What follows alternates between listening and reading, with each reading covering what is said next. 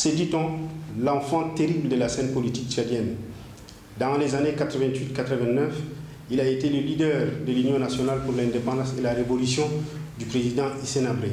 À la chute de ce dernier, il crée son parti, l'Union démocratique tchadienne, et s'allie au président Idriss Déby Itno.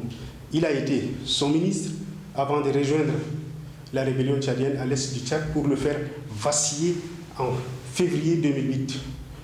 Aujourd'hui, il est conseiller chargé de mission à la présidence de la République.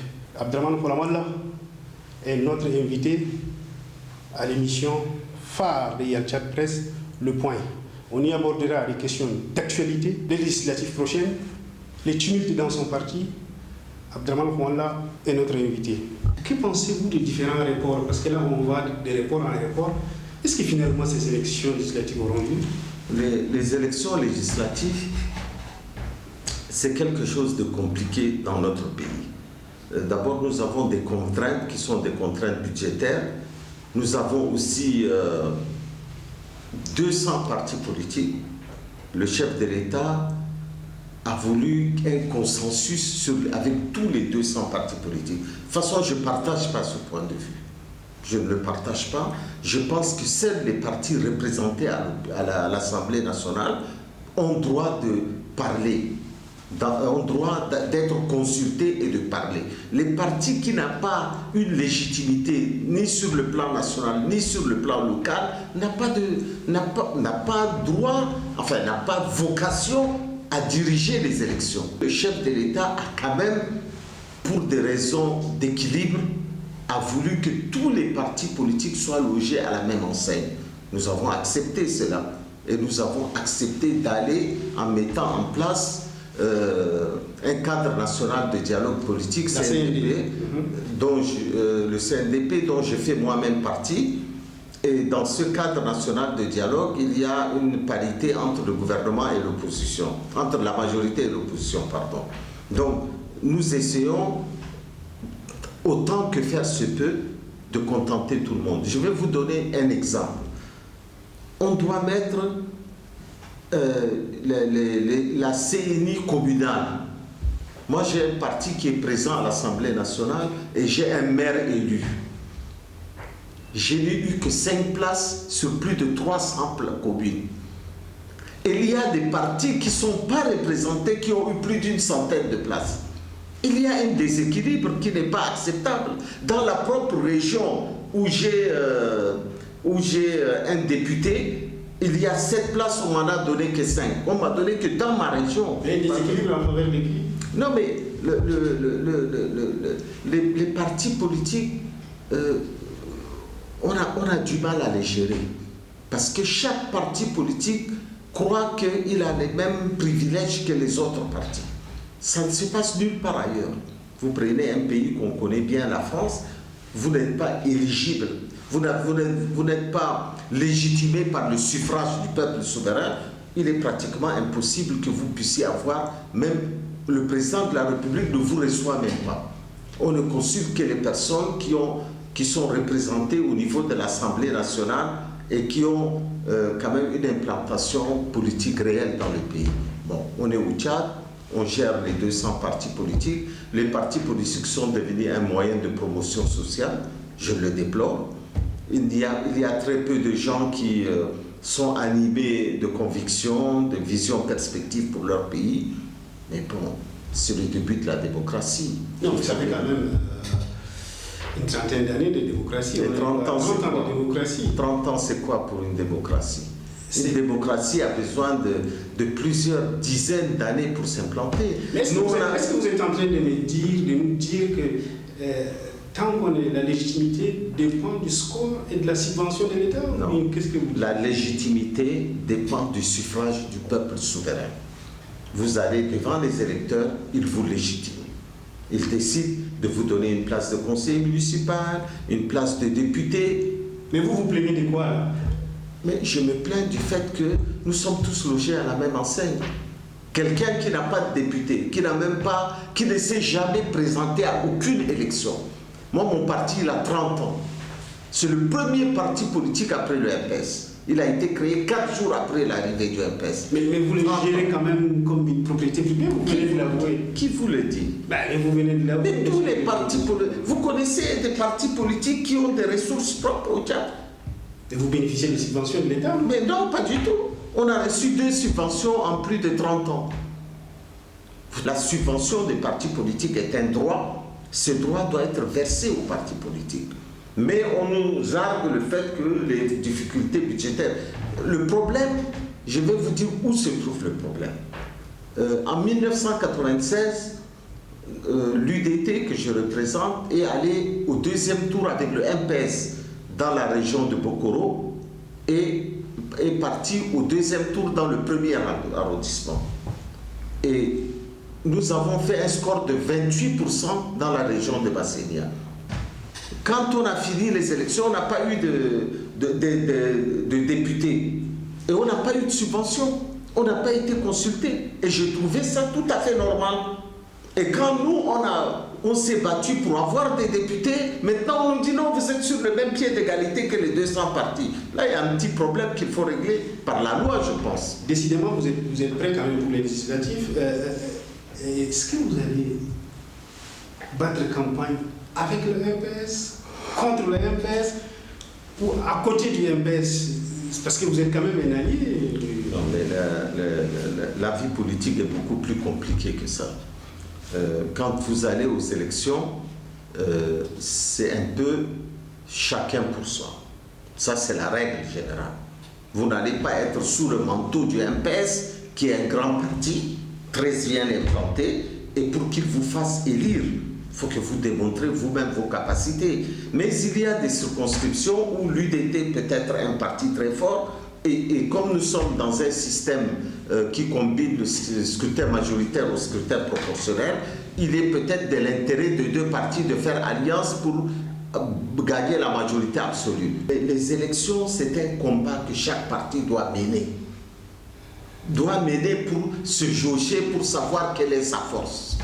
Nous ne pouvons pas, il y a des circonscriptions où si le MPS le veut, parce que ça dépend aussi du bon vouloir du prince, nous pouvons aller ensemble. Mais il y a des circonscriptions où nous refusons d'aller en alliance avec le MPS parce que nous estimons que c'est notre base électorale et que nous préférons aller seuls. C'est une question de stratégie politique, pas une question d'alliance politique. Les alliances, c'est après les élections. Vous ne pouvez pas faire une alliance avant les élections. Des sources nous annoncent que vous serez probablement candidat dans la région de Massénia. Et on sait bien que cette région est convoitée par le mouvement patriotique du Salut, le MPS. Est-ce qu'Abdraman Kodamala va céder cette zone ou bien le MPS va lui céder Le problème ne se pose pas en termes de céder ou pas. Ça se pose en termes de quoi? Le problème, ça se pose en question de négociation politique. Si le MPS veut qu'on lui cède une partie, il faut que lui-même il cède une autre partie. Je n'ai pas à le défendre. Ils ont leur porte-parole, ils ont leur secrétaire général. Le président de la République, je suis aussi son conseiller. Il est normal que je sois un homme loyal. Je suis un homme loyal. Et je défends la politique du gouvernement dans laquelle je suis impliqué. Donc vous êtes un allié du MPS, vous n'êtes pas un allié du président Déby. Non, mais je suis de la majorité présidentielle. On est de la majorité, on est des alliés, mais aux élections, chacun va se jauger. Si c'était des élections à 2 tours, au 2e tour, si le MPS est en bonne position, je voterai pour lui. Mais là, c'est des élections à un seul tour. Donc, chacun va montrer sa force sur le terrain. Monsieur Koulamanda, vous ne pouvez pas me reprocher. Non, moi je vous reprocherai, moi je vous pose juste des questions. Attendez, moi je vous reprocherai. Vous ne pouvez pas me reprocher d'aller aux élections sous ma propre étiquette. C'est quand même fort de café, ça. Je suis un parti politique qui a 30 ans d'existence. Je ne suis pas un parti politique créé dans un salon. Nous sommes un parti avec une histoire. Mais pourquoi, M. Koulamanda, vous êtes si frilé lorsqu'on vous dit que vous êtes allié du MPS? Mais je suis un allié du MPS. Je le revendique et je l'assume. Alors dans les élections? Mais je suis aussi un homme indépendant. Mais c'est là où on ne vous comprend pas. Mais pourquoi? Mais vous êtes chef d'un parti politique qui est allié du régime du parti au pouvoir. Vous voulez, quand vous pendant les élections. Est-ce que vous voulez dire allié ou à la botte? Ça, c'est différent. Mais choisissez vos mots. Moi, je vous pose des questions, vous faites les réponses. Moi, je veux que vous clarifiez vos questions. Si vous pensez que je suis à la botte du MPS, c'est pas vrai. Si vous pensez que je suis un allié du MPS, c'est vrai. Vous êtes un satellite du MPS, comme disent les autres, ou bien? Mais si vous pensez, les autres, c'est qui? Vos adversaires politiques. Mais alors, vous prenez mes adversaires, ils disent ce qu'ils veulent. Et même le Tchadien lambda, il pense que, il y en a qui pensent que l'IDT, vous l'avez créé, c'est vrai. Vous êtes le chef, c'est vrai. Vous êtes allié, c'est vrai. Mais là, vous êtes au-delà de l'alliance, vous êtes dans une espèce de... Mais est-ce que vous connaissez un peu mon histoire? Oui, très bien. Très bien. Donc, je ne vais pas revenir là-dessus. Si vous connaissez mon histoire, vous savez très bien que je n'ai pas été toujours, de manière continuelle, un allié du MPS. Je sais qu'on vous surnomme aussi l'enfant terrible de la scène politique. Oui, c'est une bonne chose d'être un enfant terrible. Au moins, j'ai une étiquette. Il y a des gens qui n'ont aucune étiquette. C'est peut-être le talent politique qui fait que quelqu'un puisse s'adapter à la situation politique. Ce qu'on me reproche, c'est que peut-être qu'on pense, et ça vous ne voulez pas dire, peut-être un certain opportunisme politique. Qui n'a pas été opportuniste? Être un homme politique, c'est facile. N'importe qui peut être un homme politique. Mais survivre sur l'échiquier politique durant plus de 40 années, ce n'est pas donné à tout le monde. Ça fait plus de 40 à 45 ans que je suis dans la vie politique du pays. Très bien. Qu'est-ce que vous avez changé? Je fais ce que je veux. Vous connaissez l'histoire du colibri. Vous connaissez peut-être pas, je vais vous la raconter. Le colibri est un petit oiseau qui se prend sur le creux de la main. Il y a eu un incendie un jour dans la forêt et le colibri est allé prendre dans son bec un peu d'eau. Il est venu verser pour éteindre l'incendie. Et les animaux lui ont dit, mais colibri, c'est pas avec ça que tu vas éteindre l'incendie. Il a dit, oui, je sais que je ne vais pas éteindre avec ça. Mais moi, au moins, j'ai fait ma part. Moi, au moins, à Berman Koulamala, j'ai fait ma part. J'ai fait rêver des jeunes, j'ai fait de la politique, j'ai joué un grand rôle pendant la conférence nationale, j'ai dirigé des ministères, je suis encore conseiller, je donne quelque chose à mon pays, j'ai participé, j'ai été porte-parole de toute l'opposition réunie. J'ai été la première réunion de l'opposition politique a eu lieu à mon domicile. Donc j'ai fait ma part, que chacun fasse le sien et on fera les comptes après. Vous croyez en la démocratie? C'est le combat de ma vie. Vous n'avez pas toujours été quand même de la lutte des idées. On vous a vu aussi politico-militaire. Qu'est-ce qui s'est passé entre Abdelrahmane Koulamala, dont vous vous vantez aujourd'hui que ça fait 40 ans que vous êtes là, et ça fait 40 ans que vous menez une lutte des idées sur le plan démocratique, l'opposition démocratique, mais vous avez quand même eu un virage politico-militaire. Vous pensez qu'on prend les armes pour le plaisir? Mais je vous la pose, moi, je ne sais pas. Je vous réponds. Quand on prend les armes, c'est un choix. Il faut savoir l'assumer. Les armes sont un oiseau de mauvais augure. Et les armes n'ont jamais rien résolu dans la vie politique.